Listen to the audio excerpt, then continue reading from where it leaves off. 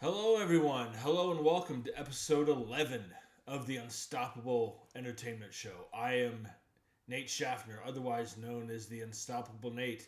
Oh, I got a big show this week for you guys. But before I get into it, um, I just want to remind everybody that if you like this show, go ahead and hit the like button, hit the subscribe button, and spread the word and tell your friends. Also, if you have a comment, a question, or if you just like me to talk about certain movies or franchises, you can email me anytime at the address listed in the description of this video. So with that out of the way, let's get started. Strap yourselves in. This is going to be a big show this week. So let's get started with this. Over the past couple of weeks, I've talked about uh, the fact that Russell Crowe is doing this new movie titled Bear Country, where he plays a bartender that gets ambushed by mafia and chaos ensues, and it looks like uh, Russell Crowe's career isn't slowing down anytime soon because according to a report on CBR published by Xavier LeBlanc, Russell Crowe is going to star in a Cold War thriller movie. Again, this report comes from CBR. And this article says a gripping Cold War espionage thriller is in the works, with iconic actor and Gladiator star Russell Crowe set to lead a high stakes true story of secrets, betrayal, and courage. This article goes on to say that, according to Deadline, Crowe is set to lead Billion Dollar Spy, a Cold War thriller based on David E. Hoffman's best selling book.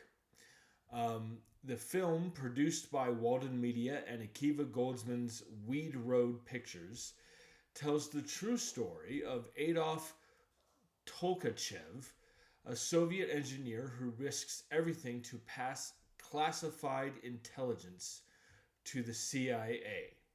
Um, Directed by Ama Asante, from who directed Belle and a United Kingdom.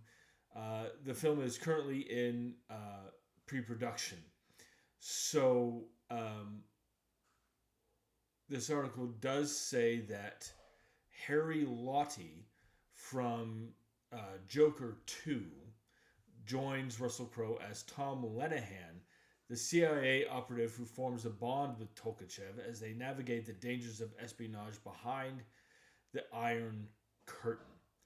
Um, this article continues that and goes on to say the film promises a tense, character-driven narrative exploring the moral dilemmas and high-stakes risks of Cold War espionage. Okay, this sounds great to me. I love a good spy thriller. Um, it'll be interesting to see how this plays out. You know, there's they say when it comes to making movies that the further away you get from a certain time period, the harder it is to recreate. Um, so I hope it's done well. This kind of material sounds interesting to me. It sounds like a movie for that is going to appeal to adults more than and I say that I don't mean that in a negative way. It doesn't feel like a family friendly movie. There's this movie feels like it's going to appeal to a more mature audience, and I love that. I love that. I'm not too. I'm not familiar with the director, so hopefully this turns out well for the director. Um, but I do love Russell Crowe, and I love that he's getting involved in all different kinds of projects these days. This sounds very interesting to me, very character driven, like the article pointed out. I am very intrigued by this, and I hope it's good. So jump in the comment section and let me know what your thoughts are on this. So this next report is a little bit of news concerning the Marvel Cinematic Universe. This article is on CBR, published by Lee Freitag. And this article says that Sadie Sink from Stranger Things will be joining Tom Holland in the Marvel Cinematic Universe's fourth Spider-Man movie. Again, this article comes from CBR. Sadie Sink is officially joining the Marvel Cinematic Universe. The Stranger Things star has boarded Spider-Man 4 opposite series lead Tom Holland. This article goes on to say that Deadline was the first to report Sink's casting in the Spider-Man No Way Home sequel.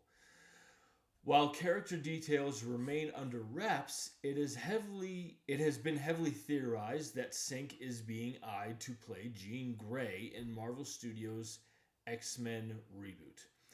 Whether her casting in Spider-Man 4 debunks this rumor or strengthens it remains to be seen. Deadline also noted that she could be playing, quote, another beloved red-headed Spider-Man character. Interesting. Possibly a more comics-accurate Mary Jane Watson, or if Spider-Man 4 is another multiverse tale, May Parker, the daughter of Peter and Mary Jane from an alternate universe. That is something that I had not considered. I just want to jump in and say that. That is something that I had not considered. Sadie Sink is great on Stranger Things. I don't have much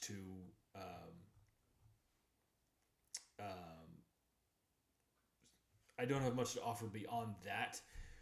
I did read something because obviously her character is being kept under wraps. I did read that, obviously the two big rumors surrounding her casting are whether she's going to be playing Jean Grey or a more comic accurate, like the article says, a more comic book accurate Mary Jane Watson. I believe I read recently that as far as her being cast as Jean Grey, Sadie Sink said something to the effect of, well, that's news to me, Now, she could be playing coy about that. Their actors have been known to be like that when it comes to being involved in these kinds of movies. It would be cool to see her play Mary Jane Watson. I had not considered her playing May Parker, Peter and Mary Jane's daughter. I don't think that would line up timeline wise. Like Tom Holland, maybe his Peter Parker character is too young to be a father. I don't know. I could be entirely wrong. I don't, Sadie Sink being involved in the Marvel Cinematic Universe, obviously there are going to be theories as to who she's playing. I don't really care who she's playing, because somebody who is as talented as she is going to bring that talent to whatever character she's playing. So whether she's going to play Jean Grey, or whether she's going to play Mary Jane Watson, or whether she's going to be playing May Parker, it doesn't matter to me because she's talented. So, but I will say personally, if I had a preference, um, I would kind of like to see her play Mary Jane Watson. Not that I didn't love um, Zendaya as Mary Jane. I absolutely did, but it would, but maybe Sadie Sink's version of Mary Jane would be more comic book accurate. I don't know. I could be wrong. All I know is she's talented and she's involved in the MCU, and that gets me excited. So maybe jump in the comment section and let me know what you think about this. Sadie Sink joining the MCU. Do you have any theories about who she could play? Jump in the comment section and let me know your thoughts. This next bit of news has to do with the next M Night Shyamalan movie. I talked a few weeks ago about how M Night Shyamalan and Nicholas Sparks are working together to are working together to produce an original movie, and M Night Shyamalan is going to direct, and Jake Gyllenhaal is going to star.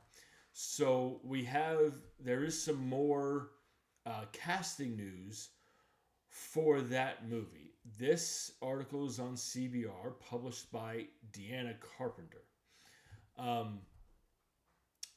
And this article says that a new film from director M. Night Shyamalan and romance novelist Nicholas Sparks recently cast Jake Gyllenhaal to star, and it has been revealed who will co-star with him in the yet untitled film.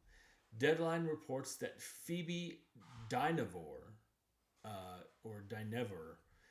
is in negotiations to star opposite Gyllenhaal in the supernatural romantic thriller. So Dynevor is best known for her role in Bridgerton.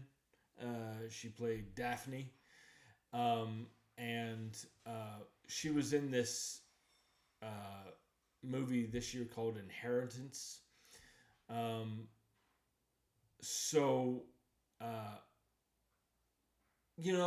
I don't have much to offer, much to say about this. Phoebe Dynevor is I can't say that I've seen much of her work, but I think that being with such an experienced and talented actor like Jake Gyllenhaal will obviously working alongside Jake Gyllenhaal will bring out the best in her, I guess is the best way to put it. And again, I just want to mention this, and I mentioned this the first time I brought this movie up. The big question mark is M. Night Shyamalan directing. I hope it's good. I hope it's good. M. Night Shyamalan has. I haven't enjoyed a lot of his movies lately, and hopefully this does well, and hopefully it elevates Phoebe Dynevor's career, and hopefully it's good and doesn't do. I guess the best way I want to put it is hopefully it's good and doesn't do damage to anybody's career. I guess is the best way I want to put it. But I don't have much else to offer, unfortunately. So jump in the comment section and let me know what you guys think about M. Night Shyamalan and Nicholas Sparks collaborating, and Jake Gyllenhaal and Phoebe Dynevor. Jump in the comment section and let me know what you guys think about this. This next piece of news is on MovieWeb, and it looks like Kate Beckinsale, who I love, is returning to the action genre. So this article is on MovieWeb, published by Jonathan Fugue. Um, and this article says that Underworld star Kate Beckinsale and Mortal Kombat's Louis Tan will join forces for a new, quote, under the radar, unquote, action thriller from director James Nunn, um, the filmmaker behind the Scott Adkins action outings One Shot and One More Shot. Excuse me. The article goes on to say that the movie is titled Lioness, um, and the article continues to say that um, the movie will follow an ex-Black Ops team who reunite to pull off a desperate heist to save the life of their leader's 8-year-old daughter, and the leader will be played by Kate Beckinsale. Um, this sounds like a perfect action movie to me. Um, I'm not. Louis Tan was in Mortal Kombat, which I did not see. I've always liked Kate Beckinsale. I think the first movie I did see her in was either The Aviator or the first Underworld movie. I did see the first two Underworld movies, and I haven't seen any of them since. Maybe I should, maybe I shouldn't, who knows. She can do anything. She was great in the Underworld movies. She can obviously do action very well and drama very well. She's a multi talented actress. Black Ops team who reunites to pull off a desperate heist to save the life of their leader's 8-year-old daughter. Take my money now. It's going to be nice to see Kate Beckinsale return to the action genre. I will say I'm not familiar with the director.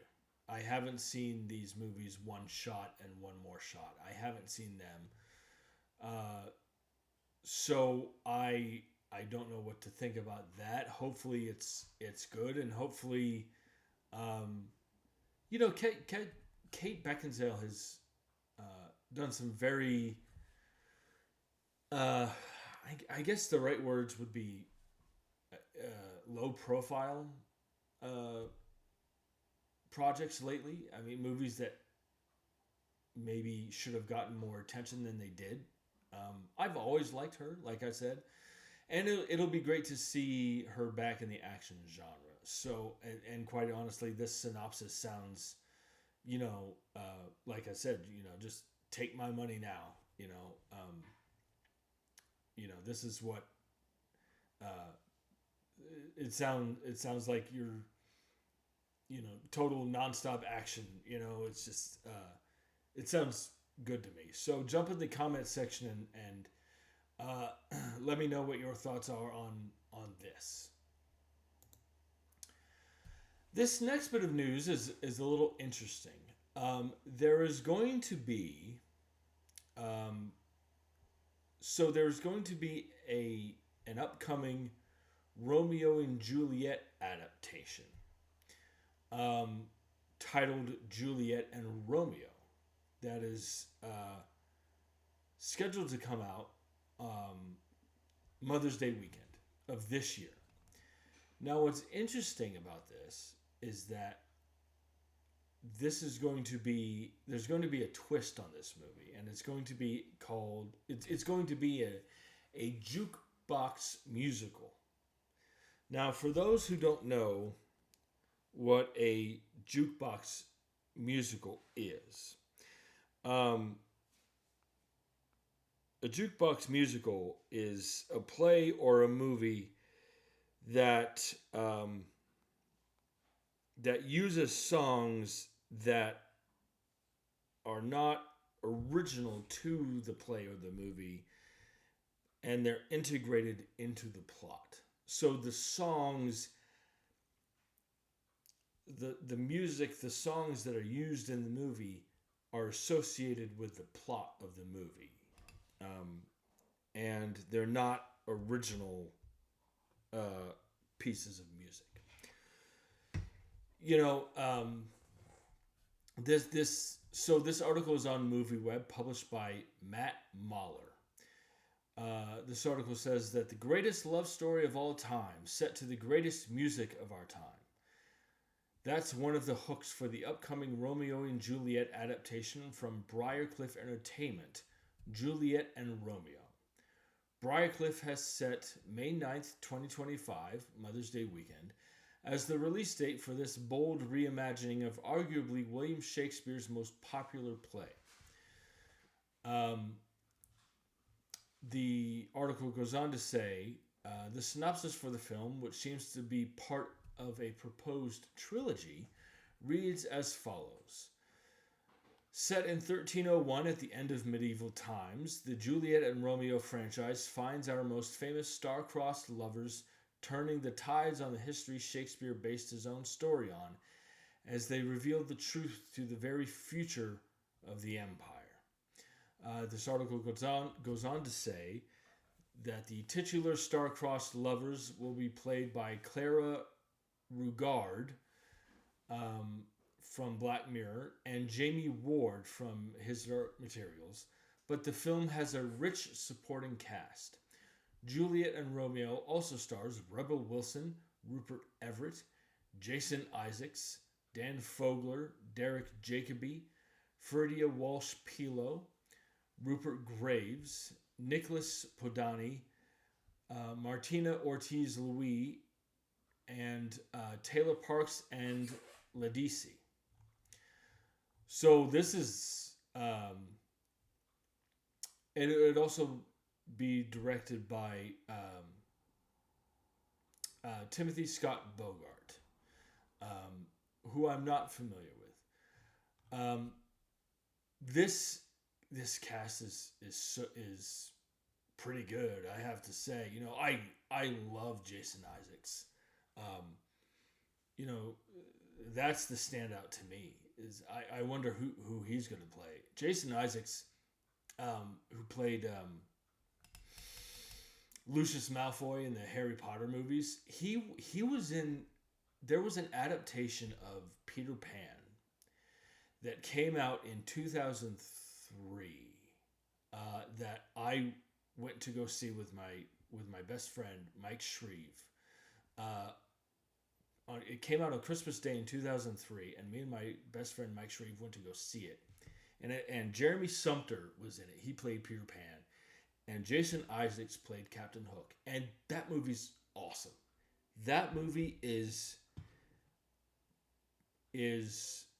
probably the best interpretation of the original story of that Peter Pan movie. I love Jason Isaacs. You know, and I kind of like, you know, the story of Romeo and Juliet has been done to death, and I like the fact that, number one, it's apparently going to be part of a trilogy, and two, that it's going to be a jukebox musical. I kind of like that. There's that twist that could make it very interesting to watch, and kind of modernize it. I think that will, you know, if you're somebody who's hesitant on seeing another adaptation of Romeo and Juliet, maybe the fact that it's going to be a jukebox musical could interest people. You know, I don't know. I could be wrong. But, you know, you have Rebel Wilson, Rupert Everett. I believe Rupert Everett, I think, if I remember correctly, there was a live action Inspector Gadget movie. where Matthew Broderick played Inspector Gadget, and I believe Rupert Everett played Claw, the villain. I think that was, that movie's fun, and Rupert Everett just he stole the show, you know. Jason Isaacs, Derek Jacobi, you know, uh, I think this sounds interesting to me, and I am someone who is like, oh God, do we really need another Romeo and Juliet movie? And I this kind of twist on it, it does intrigue me, and that and the cast. So jump in the comments section and let me know what your thoughts are on Romeo and Juliet getting a jukebox musical twist. So, excuse me. This next piece of news has to do with an upcoming crime thriller movie. This article is on CBR, published by Xavier LeBlanc. And this article says that Ghostbusters Bill Murray and Ed Harris are set to reunite once again following their recent collaboration for a gripping new neo-noir crime thriller movie. The article goes on to say that following their recent collaboration in the dark comedy Riff Raff, which I very much want to see, Murray and Westworld's Ed Harris are set to reunite for The Plowman, a neo-noir crime thriller directed by Ed Harris. Oh, that's interesting. Ed Harris will be directing.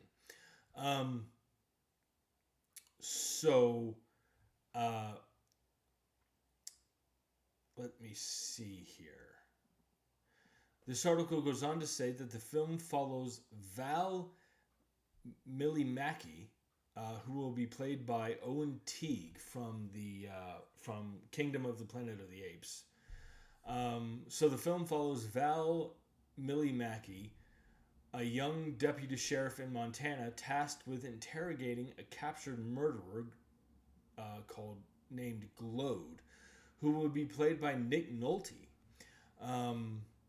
As Millimaki struggles with the moral burden of his job, he forms an unlikely connection with Glode, setting the stage for a tense and thought-provoking thriller. Bill Murray will portray the sheriff overseeing the interrogation, adding further intrigue to the story. This sounds so good. Ed Harris, excuse me just one second. I want to make sure.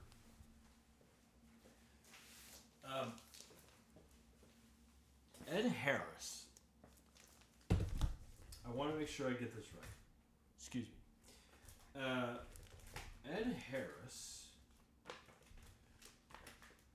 directed. Yes, he directed Pollock, which is kind of it's a biopic about Jackson Pollock, and he played Jackson Pollock, and it starred Marcia Gay Harden. I believe that's the film that she won her Oscar for, and he directed that movie as well. Ed Harris directed that movie, and it's great. It's great. He also directed this movie called Appaloosa, which I've heard is very good. So him directing, I'm looking forward to that. I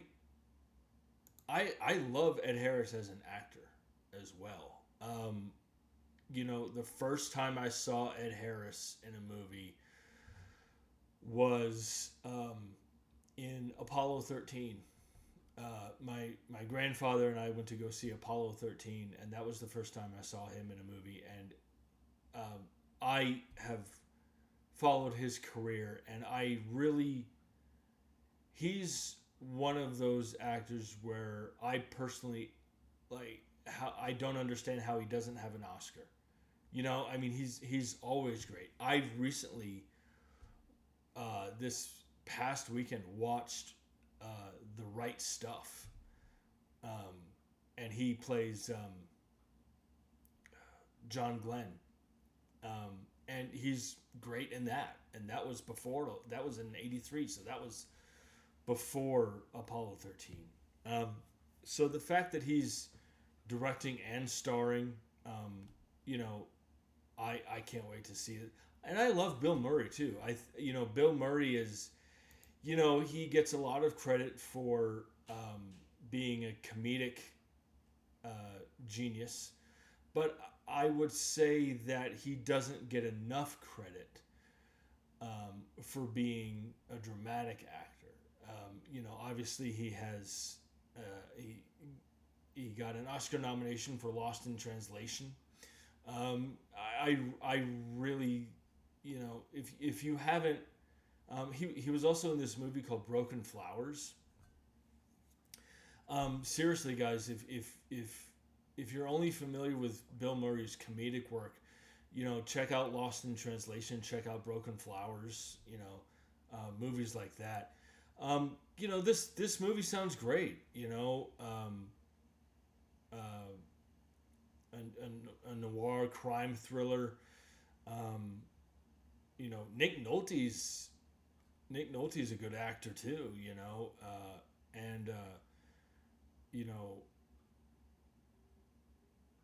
uh, and this seems to be a more character driven plot as well. Um, so that interests me. Um, but I'm also excited to see Ed Harris and Bill Murray collaborate again. I mean, talk about unlikely collaborations. uh, so this seems intriguing to me, and I'm very much looking forward to it. So jump in the comment section and let me know what you guys think about Ed Harris and Bill Murray collaborating again. For this crime thriller. What do you guys think about that? This next bit of news is very exciting, and for me, and will be very exciting for sci-fi junkies. This article is on CBR, and this was published 3 days ago. There is going to be a new adaptation of Starship Troopers. And Neil Blomkamp, who directed District 9, which I loved, he directed Elysium, which was and Chappie, which was he also directed this movie called Gran Turismo, which came out, I believe, last year or a couple years ago, which I've actually heard was pretty good. So I want to read this article here. This article was published on CBR, and this article says that Starship Troopers is getting rebooted. The news comes 28 years after the original feature film was released in movie theaters. This article goes on to say that per The Hollywood Reporter, it has been revealed that filmmaker Neil Blomkamp, who directed Gran Turismo, is set to give Starship Troopers a new adaptation. Now, what I'm about to say is the most important thing. The film will not be a direct remake of the 1997 film, but will more so harken back to the original 1959 novel by Robert A. Heinlein. Blomkamp is writing and directing the new movie, and he's also producing alongside his wife, Terry Tatchell, with whom he collaborated on District 9 and Chappie. This article goes on to say, the original story is about an interstellar war between humans and bug-like alien creatures. Paul Verhoeven directed the 1997 adaptation with Casper Van Dien starring in the lead role of Johnny Rico. Let's see. So, um, this is really exciting, at least for me. I don't know about anybody else. Now, first of all, I have to say, I am a huge fan of Robert A. Heinlein, who wrote uh, the novel. Now, I want to bring up some information about that novel because it I'm a huge fan of that novel, and I'm a huge fan of Robert A. Heinlein as an author. You know, his science fiction books. So Starship Troopers, it won the Hugo Award in 1960, and it was uh, very controversial um, because of, how do I want to say it? It's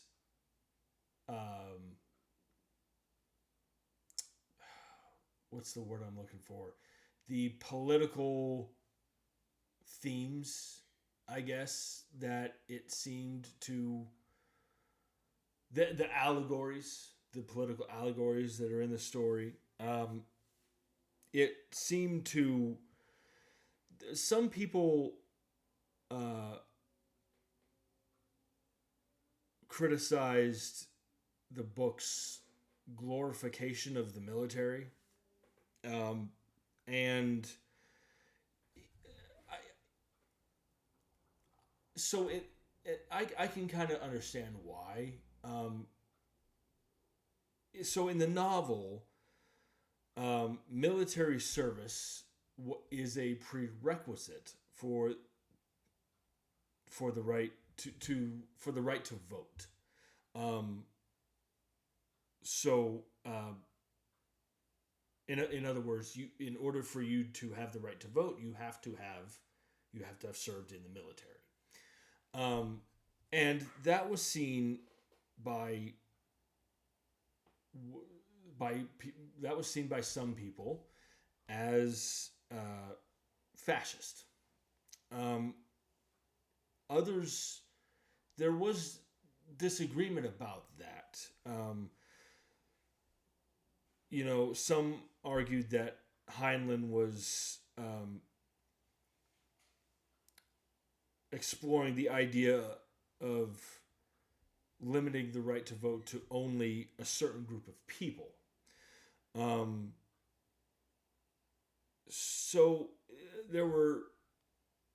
It was controversial because of the uh, depiction of how the military was used.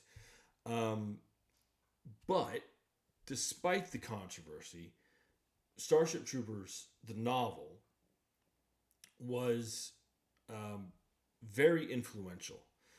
Um, and uh, uh, the book popularized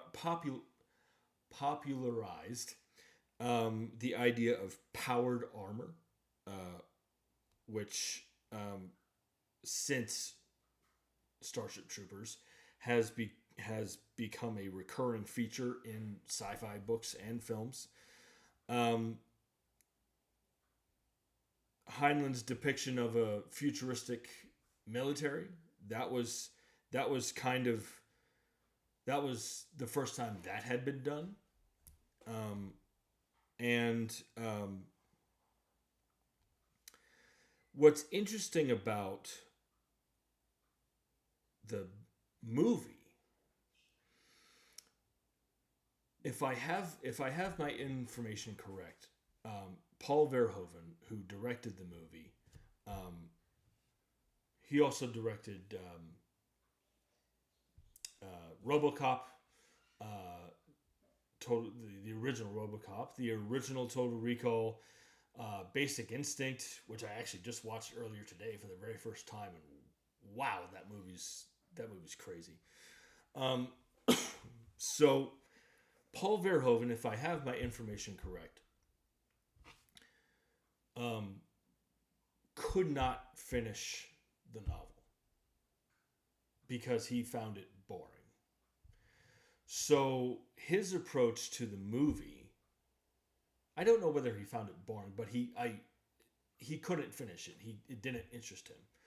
So his aim for the movie was to uh,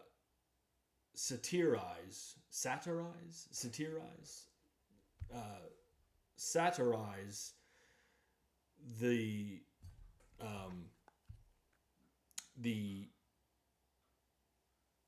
what he thought were the fascist aspects of the book. Now, I have to say, I I I enjoy the movie for what it is. I kind of this is going to sound like a weird comparison, but um, I kind of in the same way that I enjoy the Sylvester Stallone Judge Dredd movie. I enjoy it because I enjoy it for an action movie. As a movie that's faithful to the comic book, not so much. I enjoy the Starship Troopers movie as the way um, Paul Verhoeven told it. Is it faithful to the novel? No. But I enjoy it for what it is. I would love. I can't wait for a faithful adaptation of the book.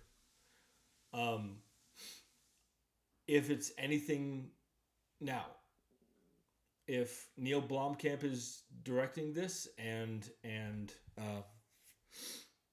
if it's going to be anything like the book, it's going to be controversial as well, which I actually, it's always the controversial stuff that interests me more. Um, you know, when it when it comes to books and movies. I'm reminded of something that uh, LeVar Burton said recently. He said, "Read the books that they don't want you to read because that's where the good stuff is." You know, and I'm a huge fan of, and I love LeVar Burton to death. Just as a person and as a, you know, as an actor. But anyway, um, I I'm excited to see a Starship Troopers movie that is um, um, faithfully adapts the novel. Now, I do want to point something out um, that this article does say. The film that and this article does say that the film was controversial as well. The 1997 movie, because there were some key differences between that movie and the novel. Like I said earlier, the book. This article does say that there were some key differences between the previous film and the original novel. While the book could be seen as a pro-military story, the movie satirized this stance with its themes. Some viewers even criticized the film as being fascist, as not everyone realized that the movie was satirical in nature, poking fun at these suggestions. The film also came under fire for its alleged fetishization of weaponry along with the glorification of war. Over time, however, the movie has become more celebrated in retrospect, praised for how it handled its satire in a way that not everyone understood at the time, which is fair. I think if more people saw it as a satire, they would understand it. Again, I'm excited for a Starship Troopers movie that is that is a closer adaptation to the book. it will be interesting to see how um, uh, people respond to that. And I like Neil Blomkamp as a director. I have to say, I loved District 9 so much. Um, Unfortunately, the material that he's done since then, Elysium and Chappie have been kind of eh.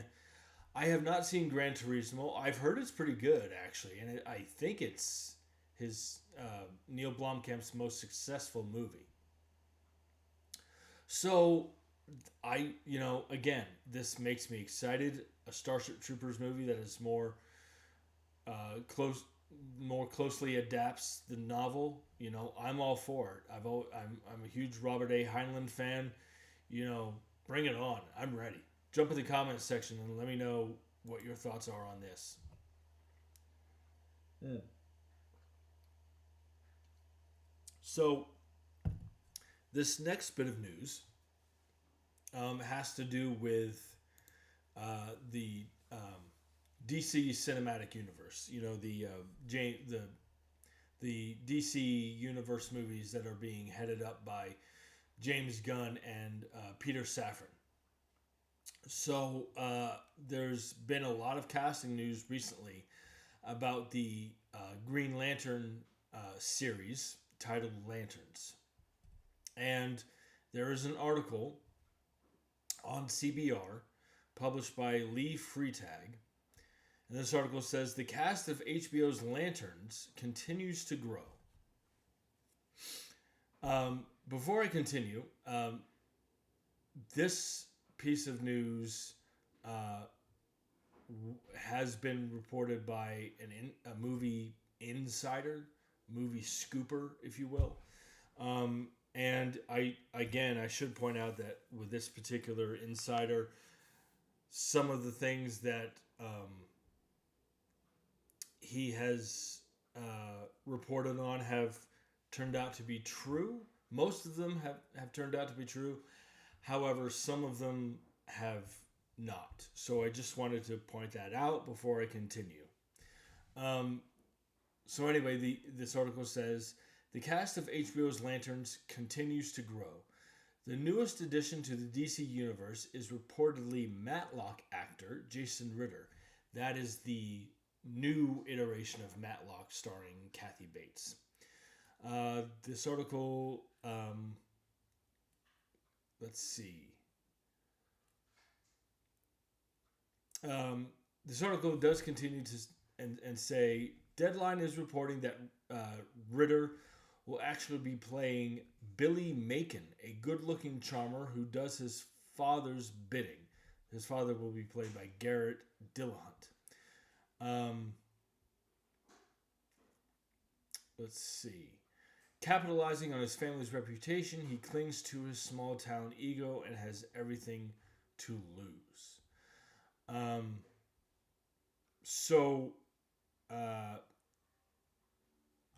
This sounds interesting to me. Not a whole lot of character information there. I haven't seen the new Matlock, but I love Kathy Bates. So I don't really have much to offer on this except more casting news means that this obviously the filming of this series is picking up and is beginning to pick up and shaping up nicely.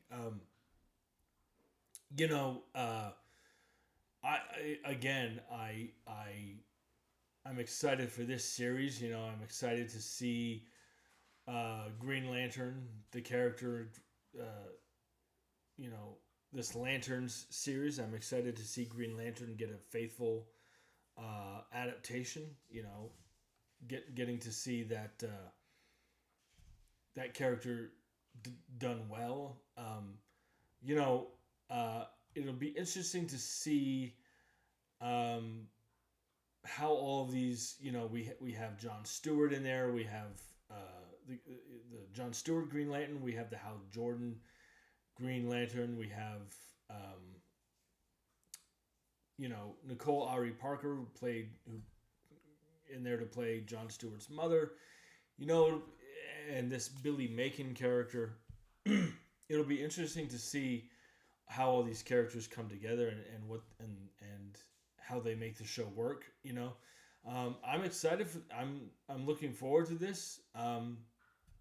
So jump in the comment section and let me know what you guys think about Jason Ritter joining the Green Lanterns series. This next bit of news has to do with an upcoming serial killer thriller movie. This article is on MovieWeb, published by Stephen Thrash. And this article says most movie lovers remember. Okay, so I should point out before I continue that so Chloe Grace Moretz, who was in the she starred in the Kick-Ass movies that are based off the comic book, and she played Hit Girl in Kick-Ass, opposite the character of Kick-Ass. She was also in the remake of Carrie, which I have not seen. So Chloe Grace Moretz is going to star in this serial killer thriller movie. Okay, so the article published by Stephen Thrash says, most movie lovers remember Chloe Grace Moretz for her kick-ass performances alongside Aaron Taylor Johnson, but the talented actress also starred in the divisive 2013 remake of Stephen King's must-see Carrie. Moretz has never strayed away from portraying complex characters within the confines of dark subject matter, and she will soon be starring in the upcoming serial killer thriller titled The Edge of Normal by Piggy director Carlota Pereda.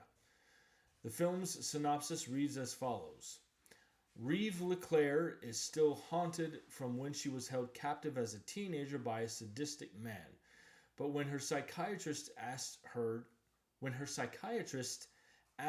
to mentor a newly rescued survivor, she's pulled into a chilling game of cat and mouse, one that threatens to drag her back into the nightmare she barely escaped.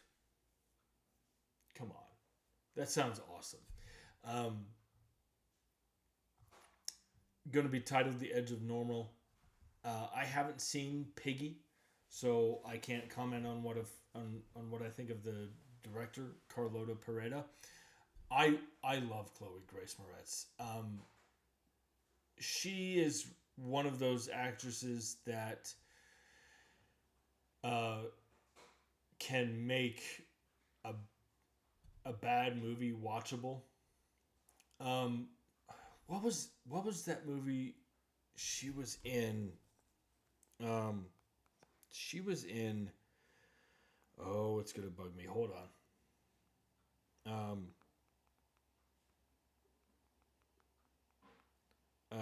Let's see. Oh, it's gonna bug me. Hold on. The Fifth Wave. God, that movie stunk. But she made it watchable. You know what I mean? It's just she's always great. It's just that the material isn't. She was also in the American remake.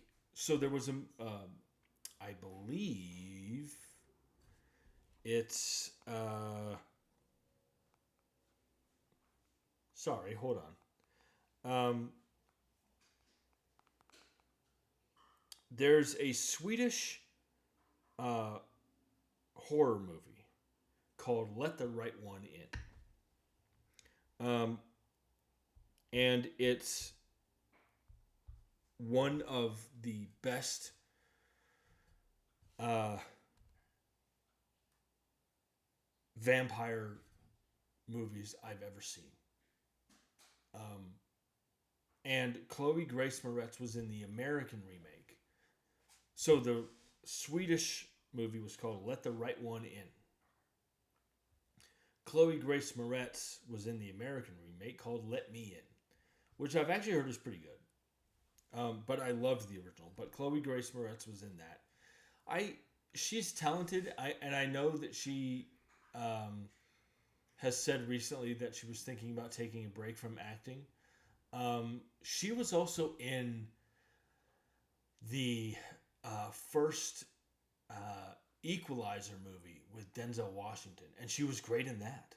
You know, I mean, she's so talented. Um, and you know, I always enjoy watching her, and her being in a movie like this um, is really going to. Sometimes you hear about the synopsis of a movie and you think, wow, whoever's in this is going to get to really show off their talent, right? And this seems to me that the synopsis of the movie, um, Chloe Grace Moretz is really gonna, you know, get to show off her how good she is. Um, Again, I'm not familiar with the director, um, but I'm excited for the synopsis. I'm excited for the genre, and I'm excited to see Chloe Grace Moretz. Uh, seeing her in this movie. So jump in the comment section and let me know what you guys think about Chloe Grace Moretz being in this serial killer movie. There's actually more casting news that I'm going to talk about later in regards to this movie. But jump in the comment section and let me know what your thoughts are on this. So this next piece of news is on Variety. And let's see. So there's a new movie coming called Street Smart. That will be directed by Catherine Hardwicke. Um, this article is on Variety, published by Angelique Jackson. Academy Award winner Marcia Gay Harden, who I mentioned earlier, Academy Award nominee Virginia Madsen, Paris Jackson, and Skeet Ulrich are among the latest to join the ensemble cast of Catherine Hardwicke's Street Smart. This article continues and says Skylar Aston, Sally Struthers, and Tyson Ritter have also signed on to the feature, which centers on a group of unhoused young adults in Venice, California, and the eccentric characters they interact with. They join previously announced stars Isabel Furman, Yara Shahidi, Michael Cimino, Daniel Zavato, Caitlin Kemp, Miles McKenna, Sylvester Powell, Harvey Guillen, and pro skateboarder Isaiah Hilt. Colleen Camp, Rio Mangini, Bevan Brew, and J.J. Green board the project in supporting roles. Let's see. This article goes on to say that Hardwicke co-wrote the drama with New York Times bestselling author and screenwriter Nick Sheff from 13 Reasons Why, which is said to offer a, quote, gripping, unquote, look into the lives of the lively group who come together with humor and a bit of Robin Hood-style larceny, forging unbreakable bonds and redefining what it means to be a family.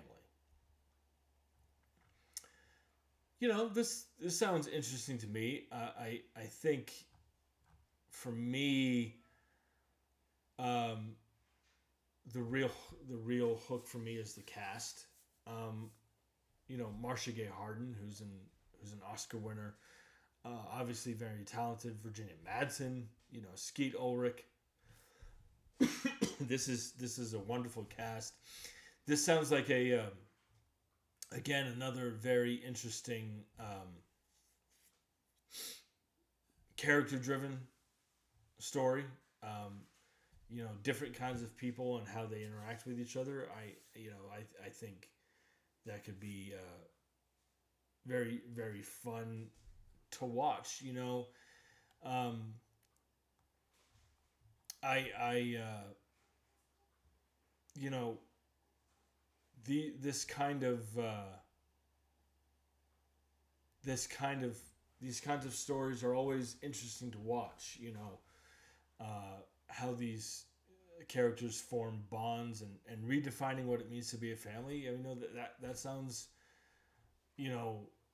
like it could be a good time at the movies and maybe a good date movie. Who knows? I love Skeet Ulrich, obviously from the Scream movies. Marcia Gay Harden. I'm not familiar with Paris Jackson though, so I don't have much to say about her. Uh, But it's nice. It's nice to see these different kinds of actors getting all coming together. I think that will create a unique kind of chemistry. Um, so jump in the comment section and let me know what you guys think about this this movie here. Um, this next bit of news has to do with an upcoming romantic comedy. Um, this article is on MovieWeb, published by Richard Fink. This article says Daisy Ridley is about to join forces with another Star Wars alum in a new romance film. While fans are waiting to see Ridley return as Rey in her new Star Wars movie that keeps getting delayed, the actress has certainly stayed busy with films like Magpie, The Young Woman and the Sea, Cleaner, and We Bury the Dead. It seems like she has landed a new project while her Star Wars continuation gets off the ground, and she will share the screen with young Han Solo himself, Alden Ehrenreich. This article continues. Deadline reports that Daisy Ridley and Alden Ehrenreich are starring in the Philippines set romantic comedy The Last Resort. The Last Resort has assembled an early 2000s dream team for romantic comedy fans, as it will be directed by Donald Petrie, best known for directing Miss Congeniality and How to Lose a Guy in 10 Days. Let's see. The article continues. The film will follow Brooke, played by Daisy Ridley, a woman who is determined to prove herself worthy of running her father's hotel empire. When she travels to the Philippines to scout a new resort location, she meets Ben, played by Alden Ehrenreich, a charming expatriate pilot who helps her discover the country's beauty and a newfound sense of freedom. Brooke will eventually have to choose between the life she's built and the one she's only just begun to love, as her duty to her family collides with the love she begins to feel. Okay, so this sounds like typical romantic comedy stuff, but it could be good, from the guy who made Miss Congeniality. I mean, come on. I've always maintained that a good romantic comedy can be a lot of fun to watch, and I've always maintained that. And to see, I've always loved Daisy Ridley, even in her, from her Star Wars stuff to she was in the Kenneth Branagh Murder on the Orient Express, and she was wonderful in that. And I've always liked her. She can, she's proven herself to be capable in all kinds of genres. And I like Alden Ehrenreich. I thought he was solid as a young Han Solo. I haven't seen him in much else though. So it'll be interesting to see him in a movie like this. And again, being directed by Donald Petrie, who did Miss Congeniality. The first Miss Congeniality is so good. And hopefully it's good, and hopefully again, like this article stated, Daisy Ridley is staying pretty busy, and hopefully this movie will continue that. It doesn't seem like she's slowing down anytime soon. Nor should she. She's very talented. So hopefully this is good, and hopefully this will be another success for everyone involved. So jump in the comment section and let me know what you guys think about this. So this next bit of news has to do with more DC Universe news. So Colin Farrell, who played the Penguin in the Robert Pattinson Batman movie, and in the Penguin HBO series, which I believe he won an Emmy for, if I'm not mistaken.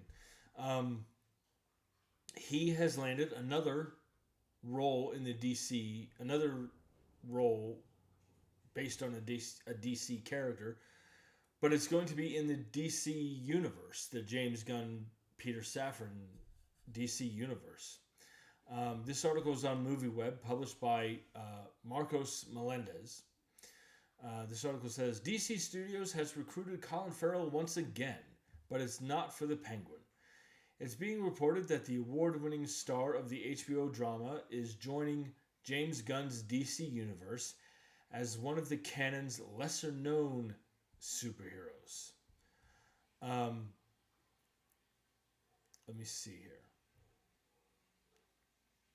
This article continues.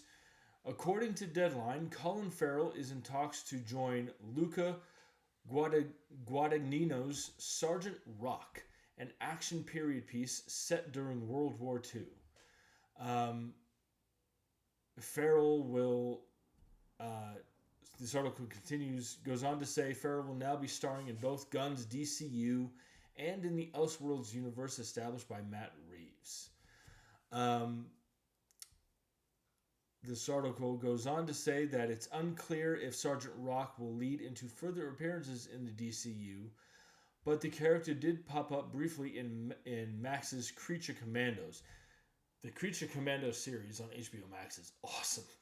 It's great. Now, I should point out that this article does say it does not sound like the casting news is set in stone yet, but it appears Farrell is well on his way to starring in Sergeant Rock. Once the deal is finalized, expect Farrell to be on set to report for duty in the DC Studios production later this summer. As the titular character, Sergeant Franklin John Rock, Farrell will be fighting Nazis throughout Europe until the very end of World War II.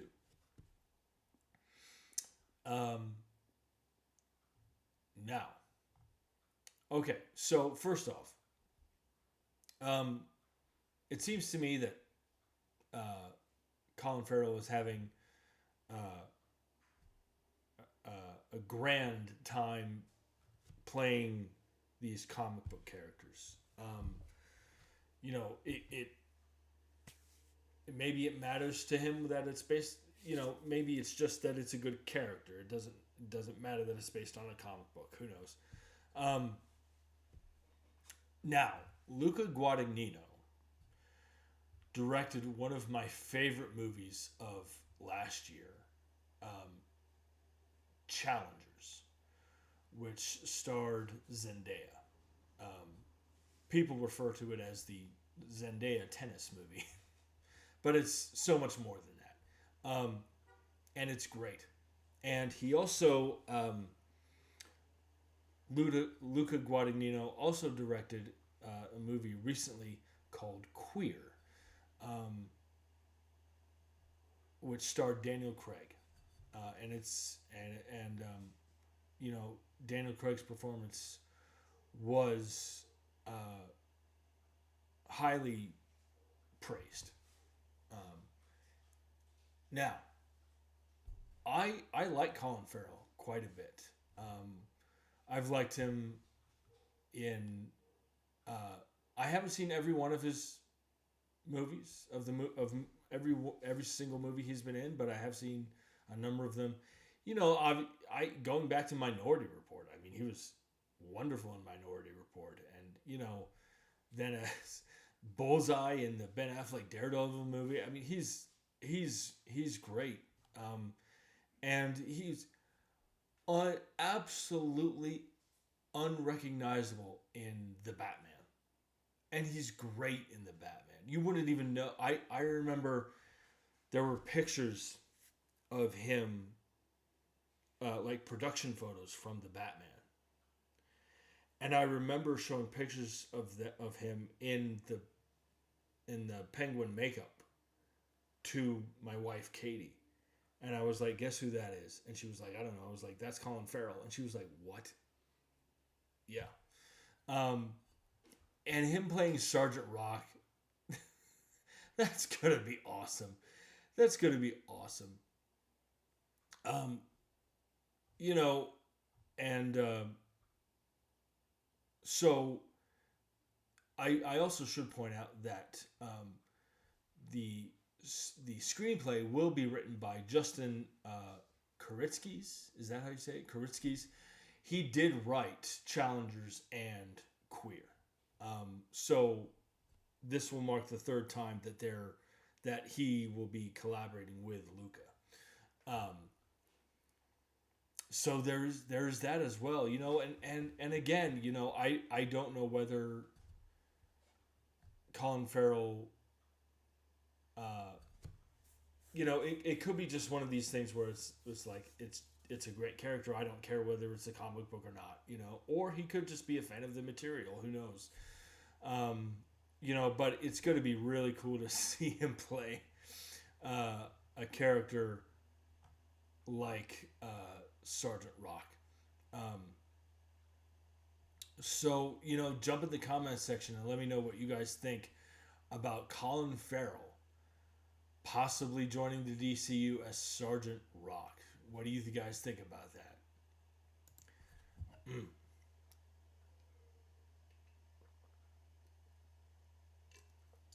So, um, early on, earlier on in today's show, I talked about Phoebe Dynevor joining the M. Night Shyamalan movie, and it seems like, you know, uh, she's not slowing down either. So this article is on CBR, published by Deanna Carpenter. Um, Phoebe Dynevor, will star opposite Joseph Gordon-Levitt in a horror movie. This article is on CBR, published by Deanna Carpenter. Uh, this article says Pendulum, a new horror movie from producer Darren Aronofsky and Black Swan writer Mark Heyman, has cast its co-lead. This article goes on to say, per Deadline, Phoebe Dynevor will star with Joseph Gordon-Levitt in the film, which Heyman is also directing. Okay, so Mark Heyman is directing. This article goes on to say, described as a, quote, terrifying new genre film, unquote, Pendulum follows young couple Patrick and Abigail, played by Gordon-Levitt and Dynevor, respectively, as they set out for a new age retreat in New Mexico after a traumatic event. Patrick will do anything to help his wife, but starts to doubt things and becomes distrustful of the retreat's leader as Abigail falls under her spell. Becoming more and more paranoid, Abigail and Patrick have to figure out if the group's strange spiritual practices are actually healing or a mask covering a terrifying truth that threatens them both. Cool. Cool. Okay. This is going to sound really weird for me to say. I have not. There's this movie called Midsommar or Midsummer, however you pronounce it, which I have not seen, but I've seen the trailers. This kind of sounds similar to that. and I could be wrong because I haven't seen Midsummer or Midsommar, but um, this um, this sounds really really good. You know, uh, they going on a retreat to deal with trauma and then finding out that it's not what it seems. I mean, that's sign me up. Take my money now. I am a huge fan of Joseph Gordon-Levitt. You know, obviously going back to Angels in the Outfield, but he's a very accomplished actor. Dark Knight Rises. He actually um, he was in this. He starred and directed this movie called Don John with Scarlett Johansson and Tony Danza. Tony Danza played his dad, and it's great. So not only is Joseph Gordon-Levitt a very talented actor, he's I thought Don John was very well directed too, and what else was I gonna say? Oh, Lincoln. He was in Lincoln with Daniel Day-Lewis, and he was great in that. I mean, he's great. I honestly, he's one of my favorite actors, and for him to, it's going to be great seeing him in a movie like this, and so Mark Hamill will direct the movie. He wrote Black Swan. Black Swan is great. Black Swan is a trip, y'all. It's a trip. This sounds great, and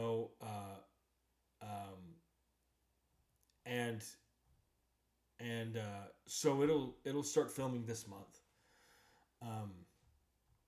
and I'm really really excited for this.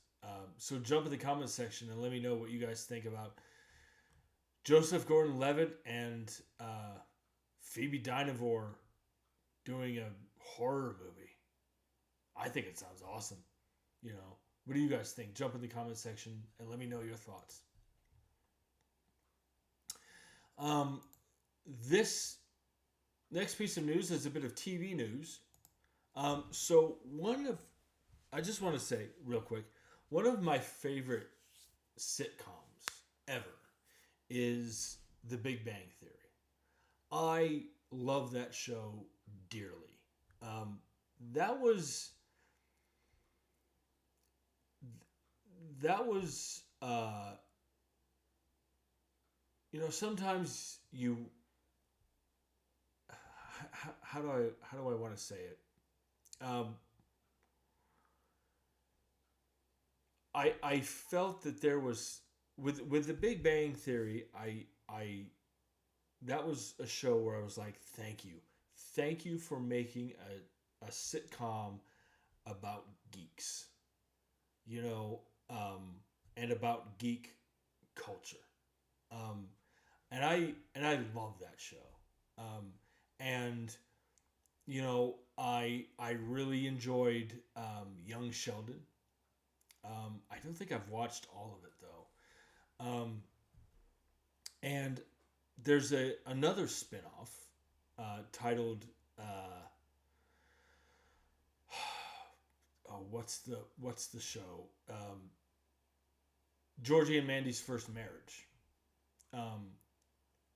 which I haven't watched yet, but I think I eventually will.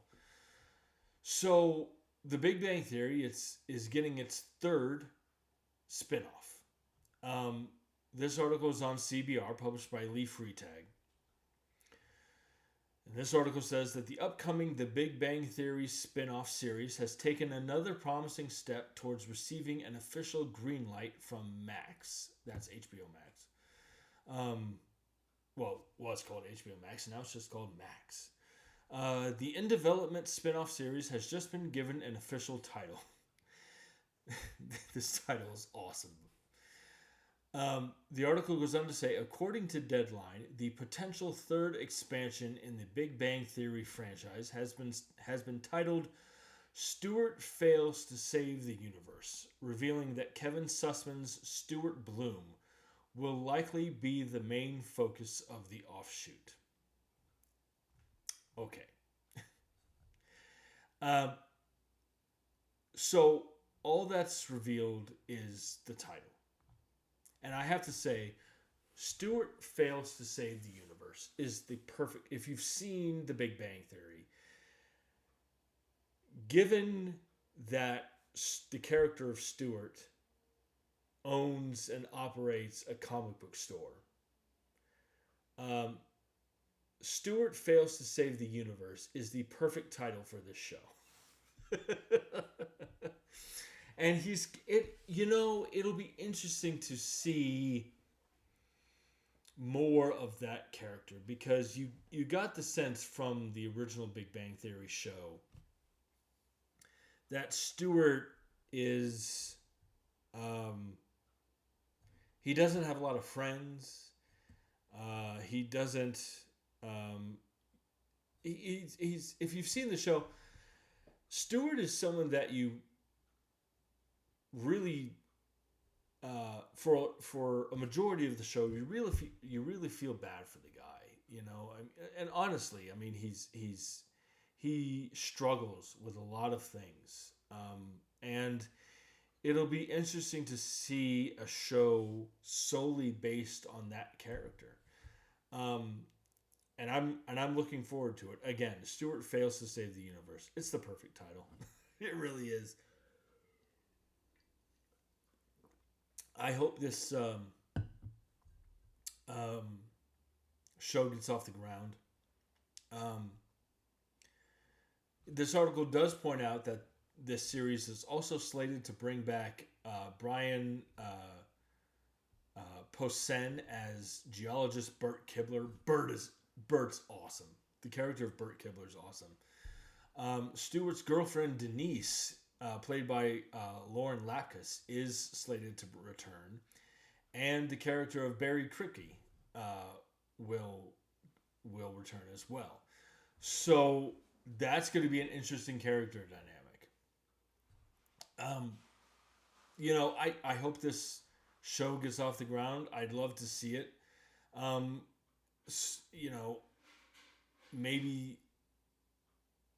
Maybe this will delve more into the, what's it like to own a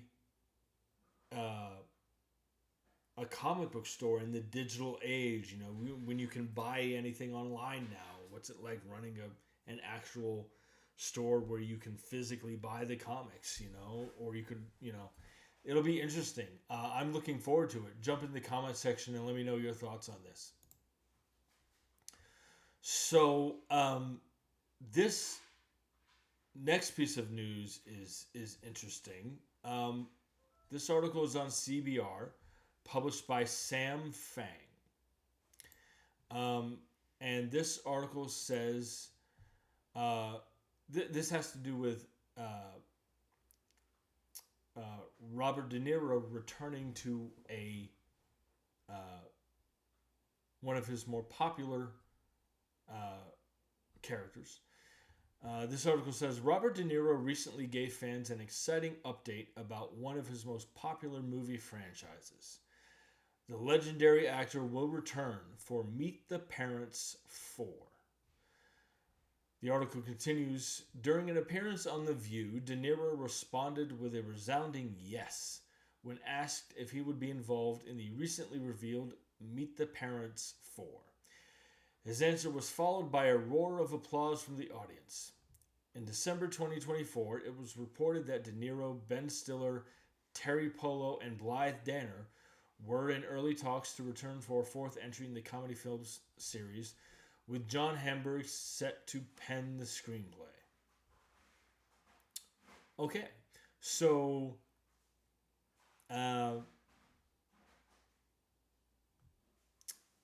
Robert De Niro's coming back for Meet the Parents 4. Okay. I just have this to say. Meet the Parents, the original Meet the Parents, is great. It's a classic. It's great. Meet the Fockers, which is the second one, is fine.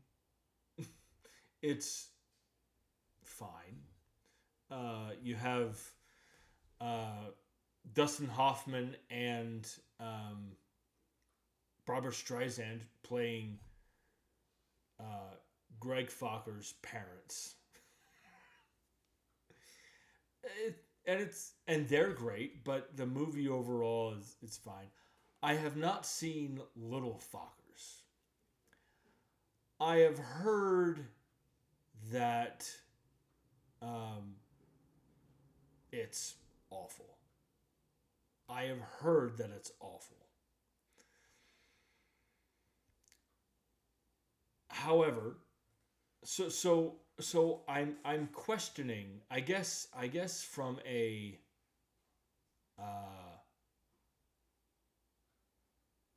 I guess if I were a film critic, I would wonder. I guess the best way to put it is, if I'm a film critic, I'm wondering why they're doing a fourth one. You know, obviously these movies make a lot of money, so there's that. But while I haven't seen, so I've seen the first two, Meet the Parents and Meet the Fockers. The material, like the performances may have been good in Meet the Fockers, but the material was not as good. And I've heard the third one is even worse. So from that standpoint, it's like, why do a fourth one if you were getting a if the material just keeps getting worse and worse, then why do a fourth one? Maybe it's because they make a lot of money. I don't know. You know, I'm just glad that Robert De Niro keeps getting work. You know, and I don't mean that in a derogatory way. You know, he's one of the all-time great actors. You know, and it's great that he's continuing to work. Even if it is a fourth Meet the Parents. I love when great talent continues to work. I guess even as a fan, I'm wondering why a fourth one. Who knows? Maybe it will be a return to form. Maybe this one will actually be good, you know. But you know, anything that Robert De Niro is in, I will see. It just may take a minute. But jump in the comment section. Let me know what you guys think about Meet the Parents 4. Are you looking forward to this? Are you wondering why? How do you guys feel about that? This next bit of news is I guess the right word is encouraging.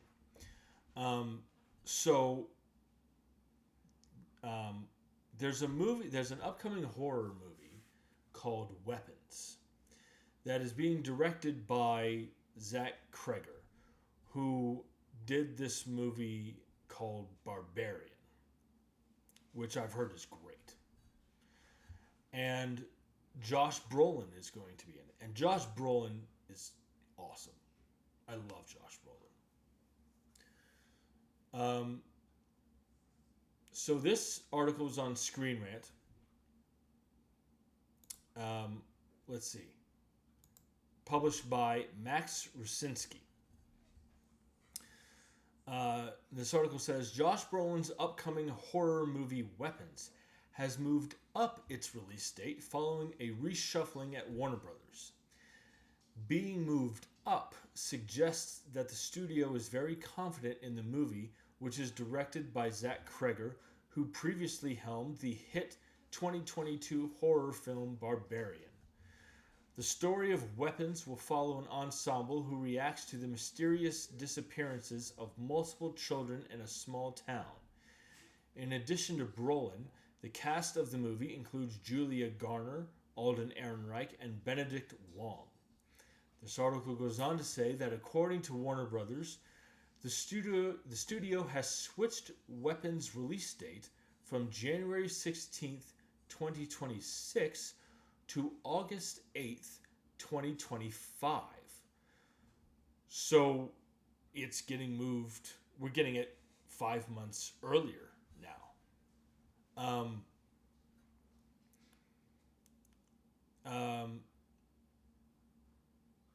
So the horror film was this article goes on to say that the horror film was previously only scheduled for a January 2026 release because of the availability of IMAX screens. However, the new release date shifts ensure that Weapons can still play in IMAX theaters, which have continuously proven to be very profitable for studios. Not many story details are currently known about Cregger's upcoming movie, but it has been described as a horror epic with multiple interconnecting stories. This article does point out that the tone of Weapons has been compared to Paul Thomas Anderson's movie Magnolia. So, obviously, the main takeaway for this here is that it's the release date has been. We're getting it 5 months earlier, and like this article points out, this shows confidence. This shows that the studio believes in this movie and wants people to see this movie. And the dog's barking. I wonder what at.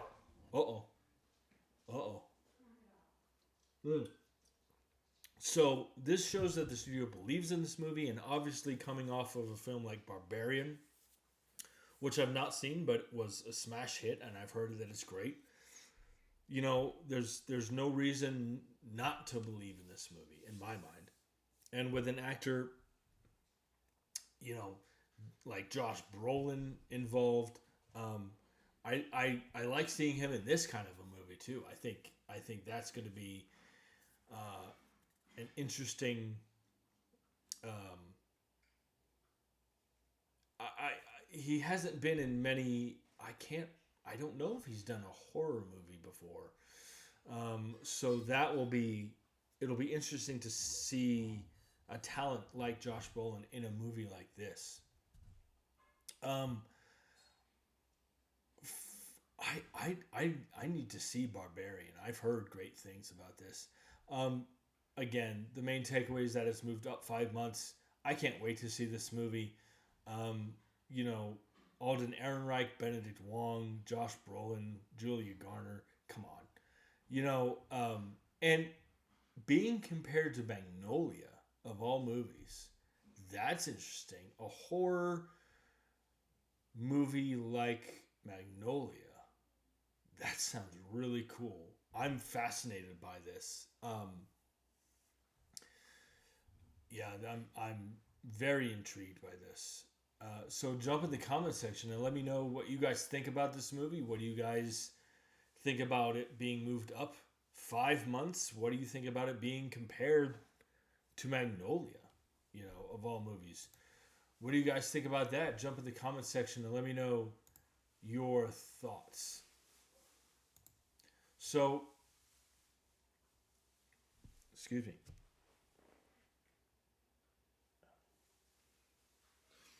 We go from a movie being moved up 5 months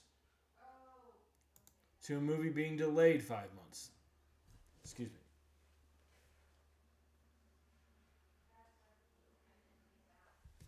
So, um, there's a new science fiction movie starring Anne Hathaway that is um, that it's on its way. It's an upcoming science fiction movie. I'm sorry, um, and it's called Flowervale Street. Um, so this article is on Screen Rant, published by Matthew Rudoy. This article says that the release date for an upcoming Anne Hathaway science fiction movie has been delayed by 5 months. Um, this article goes on to say Flowervale Street has had its theatrical release pushed back. In addition to Hathaway, Flowervale Street's cast includes Ewan McGregor, Maisie Stella, Christian Convery, PJ Byrne, Jordan Alexa Davis, and Chris Coy. It is directed and written by David Robert Mitchell, who previously directed and wrote the critically acclaimed horror film It Follows.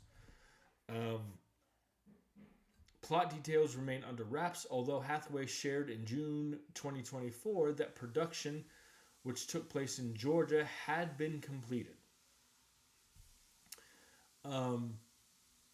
As per Warner Brothers, Flowervale Street's theatrical debut has been pushed from March 13th, 2026 to August 14th, 2026.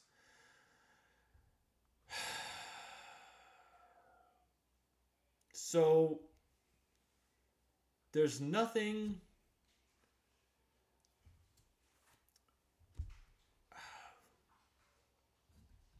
How do I want to say it? There's nothing that seems to give the reason why this movie has been delayed. I hope everything is going okay went all right with filming and is going okay in post production. I hope things are going well.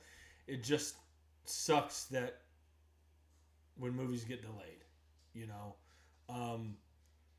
I have to say, I'm looking forward to Anne Hathaway being in another science fiction movie. You know, she was in Interstellar, which she was wonderful in Interstellar, and I love that movie dearly.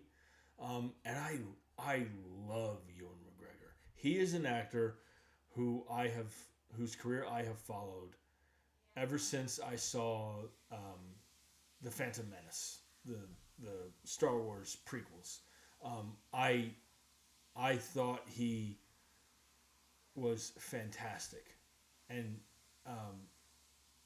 as a young Obi-Wan, and I think he's a wonderful actor.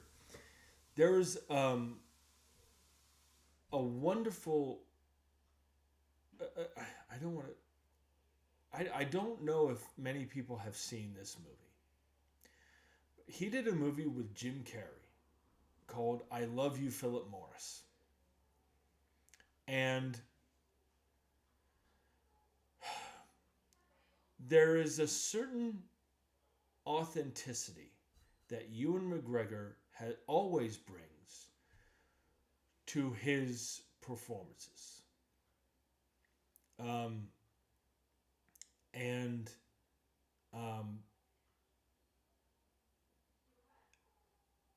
that you really believe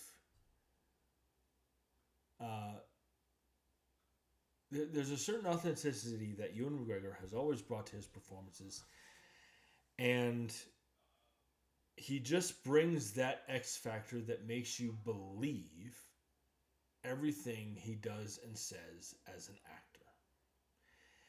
And there's the movie called I Love You, Philip Morris, and I think that movie was widely overlooked, And Ewan McGregor's performance in that movie is uh, so unique, so perfect, um, and um, if you haven't seen that movie, I highly encourage you to watch it. Ewan McGregor is a fantastic actor, I'm excited to see him in this movie with an actress the caliber of Anne Hathaway. I love Anne Hathaway. Um, she was obviously great in the film adaptation of Les Miserables. Um, you know, and being in a sci-fi movie, um, and it sounds like it's going to be an original sci-fi story. That excites me as a science fiction junkie. I'm excited for that. It just sucks that the movie's getting delayed. I hope everything went well during filming. I hope that everything is going well with post production. I can't wait to see this, and I hope everything's going well. So jump in the comment section and let me know what you guys think about Anne Hathaway and Ewan McGregor co-starring in an original science fiction movie. What do you guys think about that?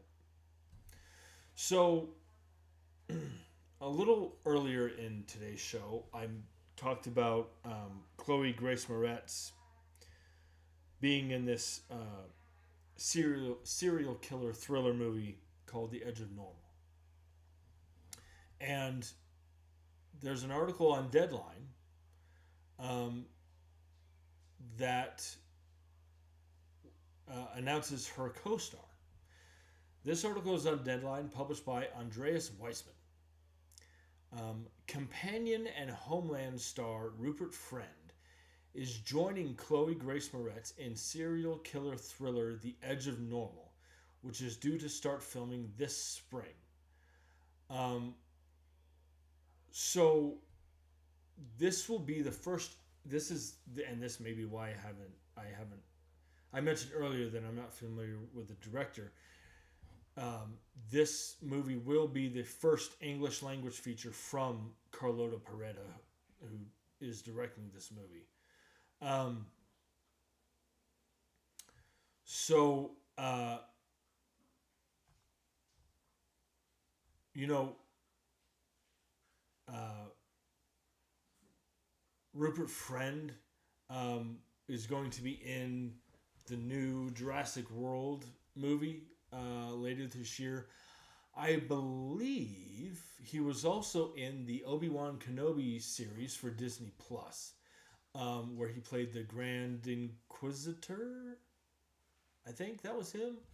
And he was great in that. And obviously, like I said earlier, I love Chloe Grace Moretz. It'll be interesting to see. So Rupert Friend will play the. So I mentioned earlier the synopsis where Chloe Grace Moretz is. Her character is haunted from when she was held captive as a teenager, and her psychiatrist asks her to mentor a newly rescued survivor. Rupert Friend will play the psychiatrist. This article does reveal that, so that'll be interesting.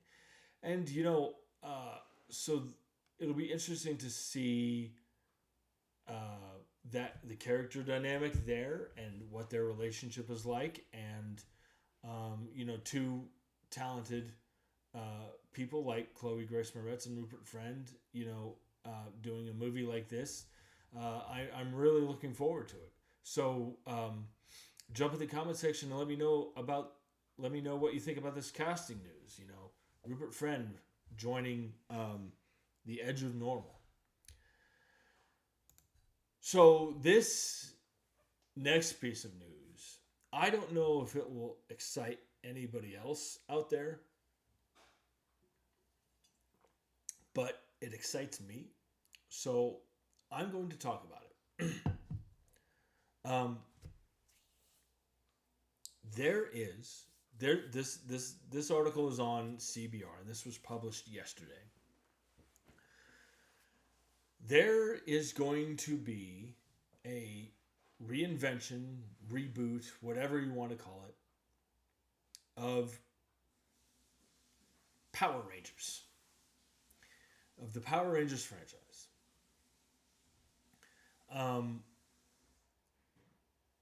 This article is on CBR, and it says, big news has emerged for fans of the Power Rangers franchise.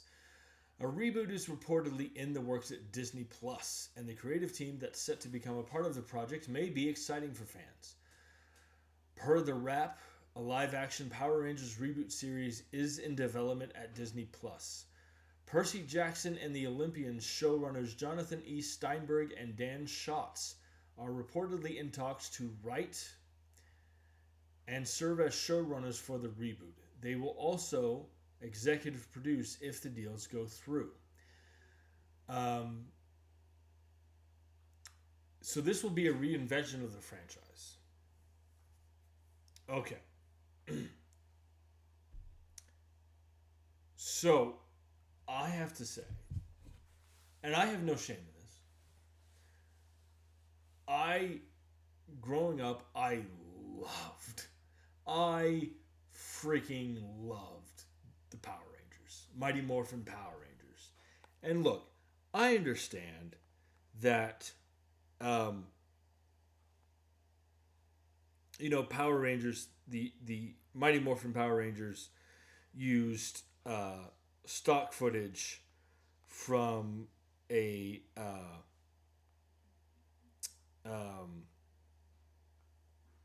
Japanese Super Sentai series. I get that. I understand. And I don't care.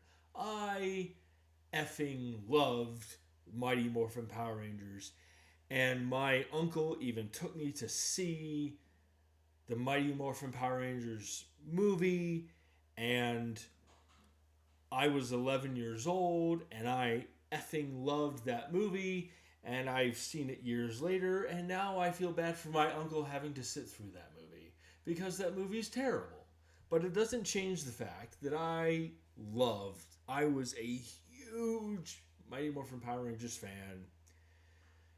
And then I even watched, what was it? There were all sorts of, there was Mighty Morphin Power Rangers, and then there was Power Rangers Zeo.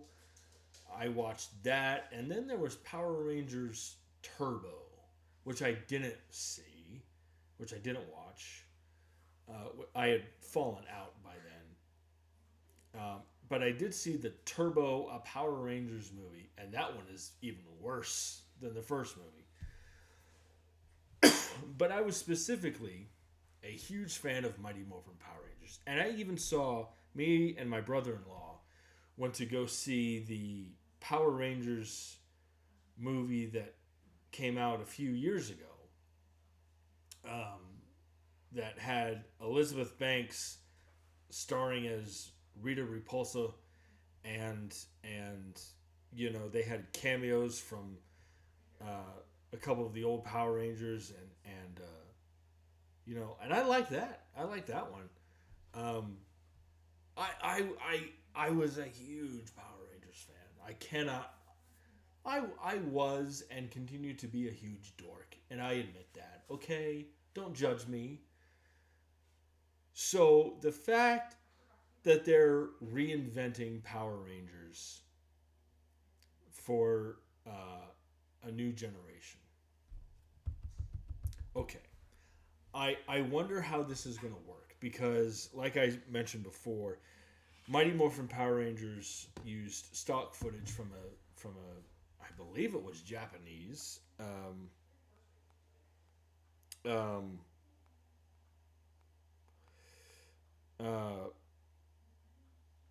Japanese Super Sentai franchise.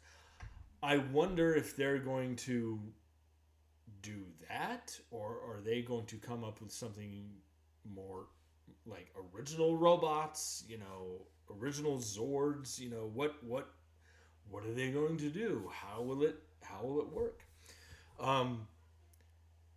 And maybe, you know what? Maybe I'll watch it. Maybe I will. Maybe I will.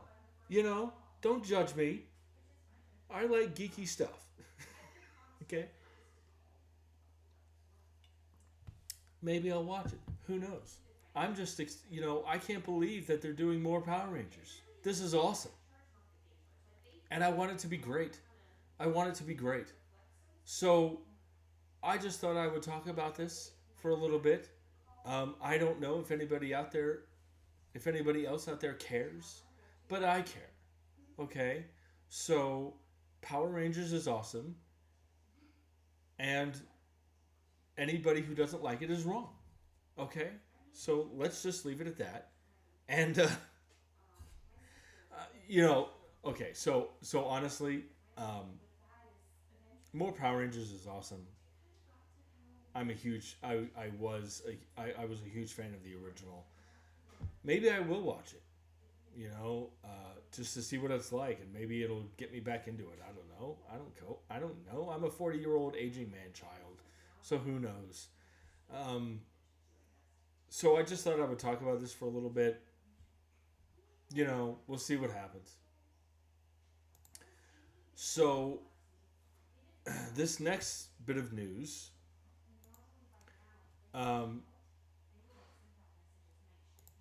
is Disney has made an announcement regarding their next Pixar movie. This article is on CBR, published by Lee Freitag. This article says another beloved Pixar movie is getting a sequel. Disney CEO Bob Iger has just announced that Coco 2 is in the works at the acclaimed animation studio. This article continues. The announcement was made during the Walt Disney Company's annual meeting of shareholders. While the film is just in the initial stages, we know it will be full of humor, heart, and adventure, said Iger. And we can't wait to share more soon. This article does point out that Coco 2 is set to be released in theaters in 2029. Um, Pixar is an amazing studio. Amazing. I um, I haven't. There was this. There were a few films that were released during the pandemic that I thought were decent. Um, and that was like 3 movies out of how many movies that Pixar has produced. My wife Katie and I saw Coco in the theaters, and that I loved it. We both loved it. Um, like most Pixar movies, um, the ending of the movie really tugs at the heartstrings. And Katie and I are sitting there in the theater going, "We're not going to cry. We're not going to cry. I'm not crying. You're crying. Shut up." It was just one of those. It's great. Coco is great, and I have no reason to believe that Coco 2 won't be great. Um, so, um, let me see if it gives a if it gives. Okay, so uh, the co-directors Lee Unkrich and Adrian Molina will be returning to direct the sequel. Great, awesome. The original is so good. The original is great, um, and I'm glad that they're returning for the sequel. I have no reason to believe the sequel won't be as great as the first one. I love Coco. So jump in the comment section and let me know what you guys think about Coco 2 being announced. Were you a fan of the first one? Did what do you think about a sequel being announced? All right, let's see here. This next bit of news has to do with a new film adaptation of a video game. Who knows? This one may be good. So, this article is on Joe Blow, published by Edge Tangonan.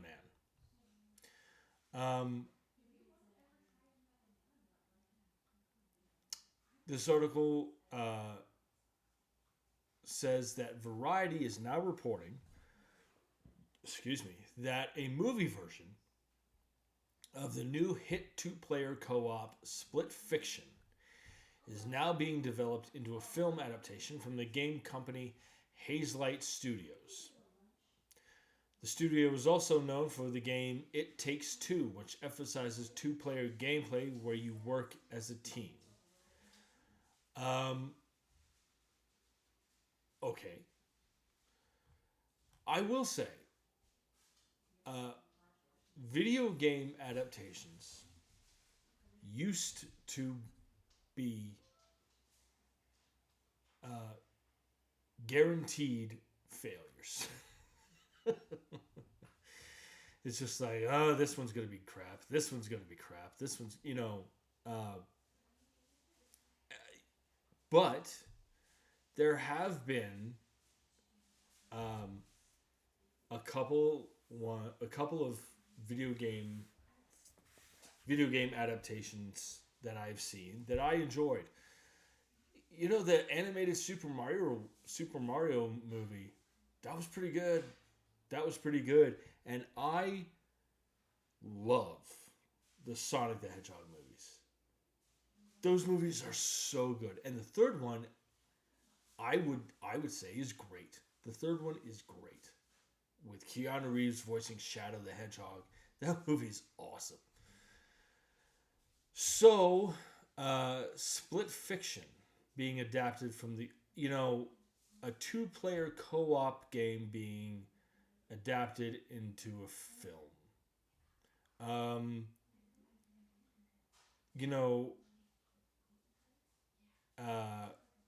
If this article says that it follows authors Mio Hudson and Zoe Foster after they become imprisoned in the world of their stories when they are connected to a machine designed to steal creative ideas.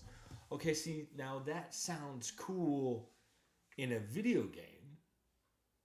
How would that translate to a movie?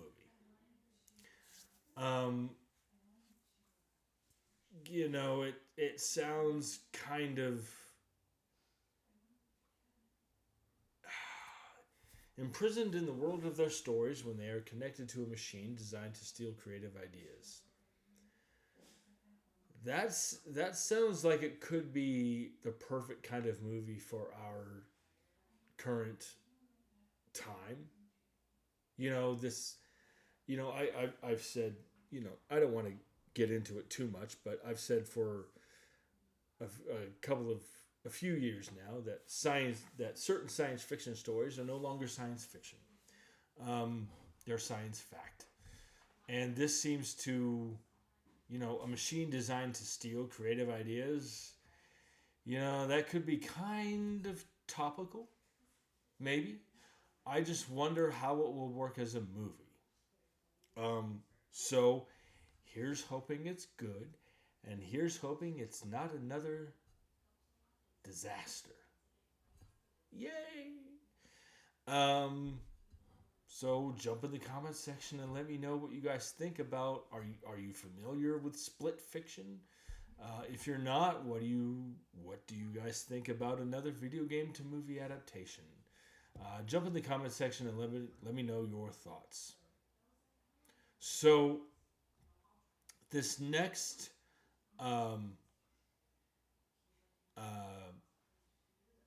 piece of news.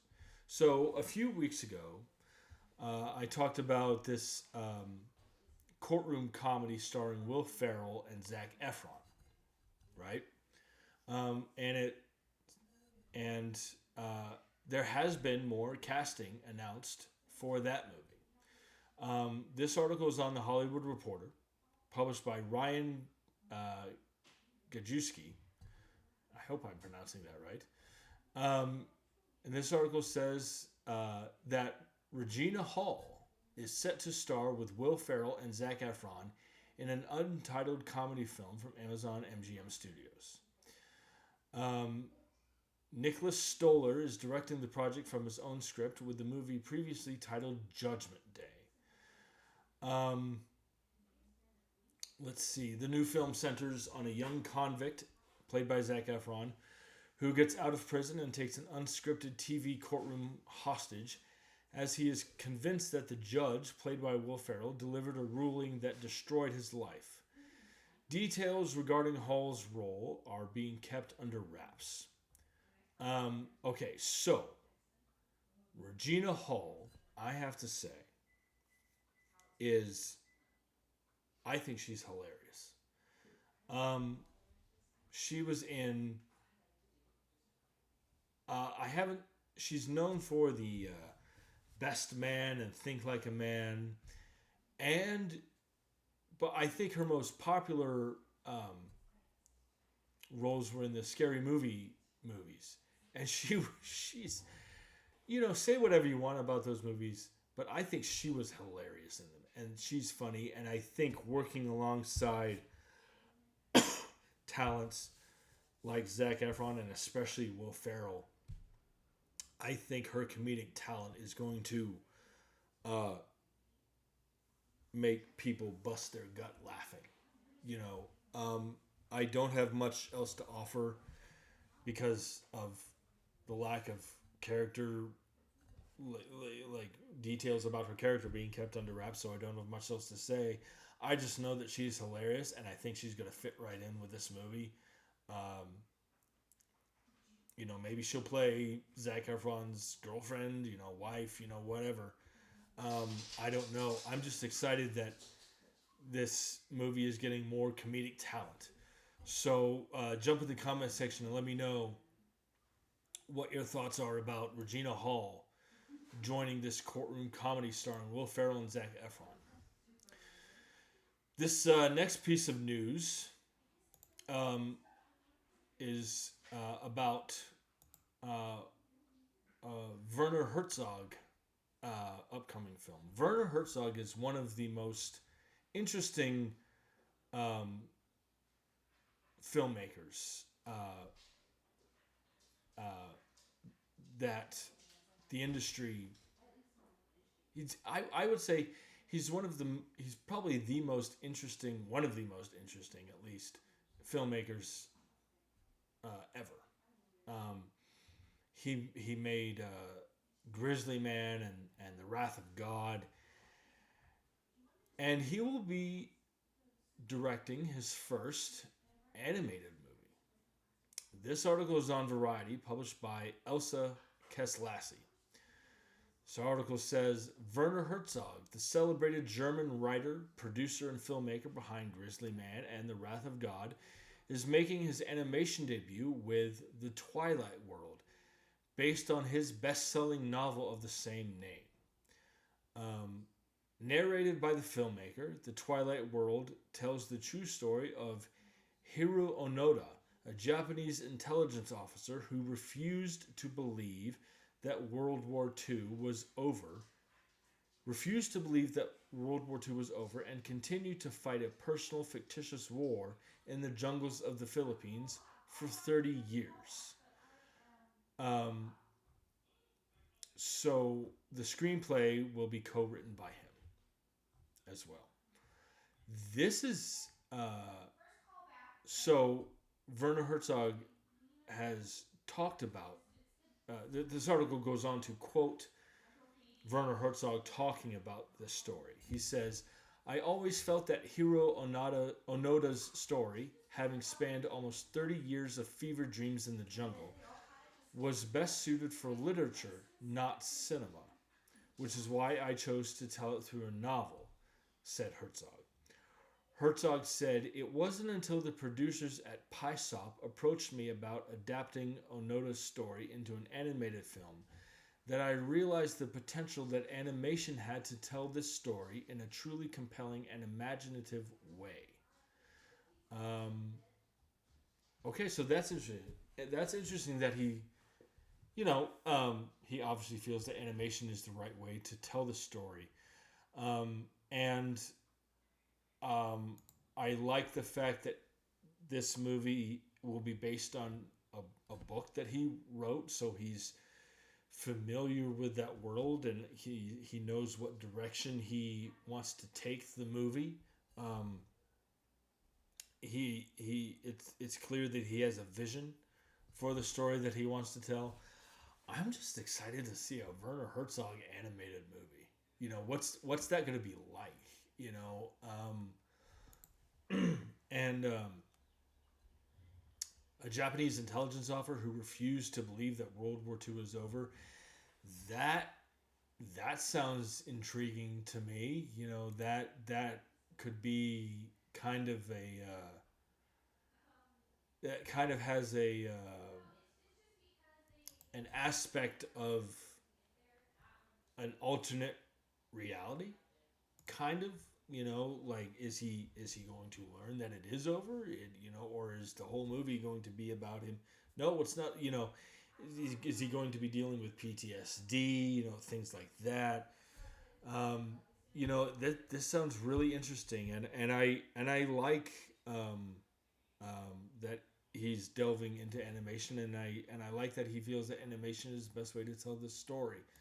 Again, Werner Herzog doing an animated movie, uh, a, a talent like Werner Herzog.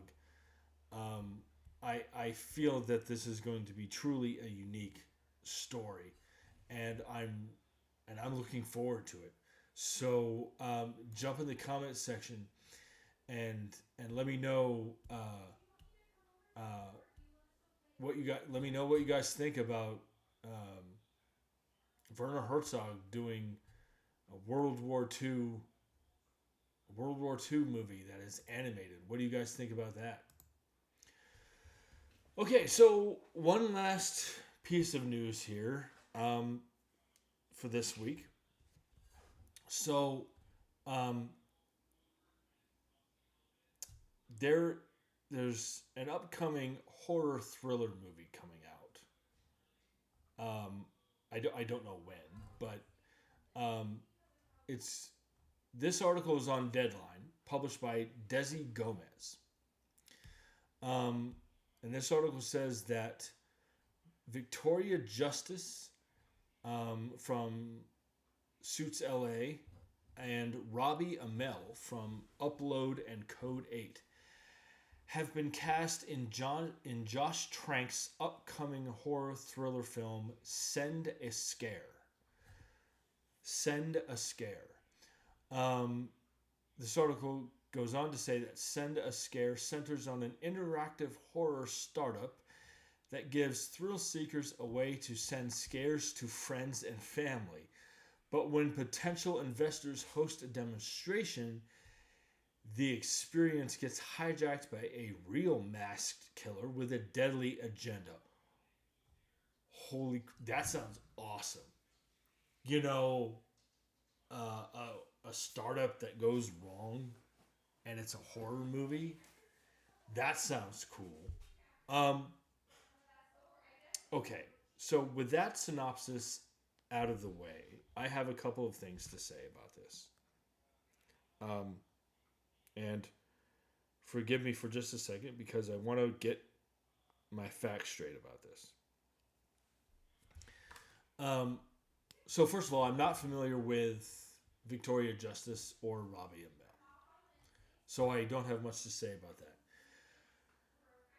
Josh Trank, as a director, um, he is, at least in my opinion, so far in his directing filmography, is a one-hit wonder. He directed this found footage superhero movie called Chronicle, which is bloody awesome. It's awesome. It has Dane DeHaan in it, and he's great. And I was really hesitant about watching it because I think found footage movies have become like a fad. I don't think there's anything artistic about found footage movies.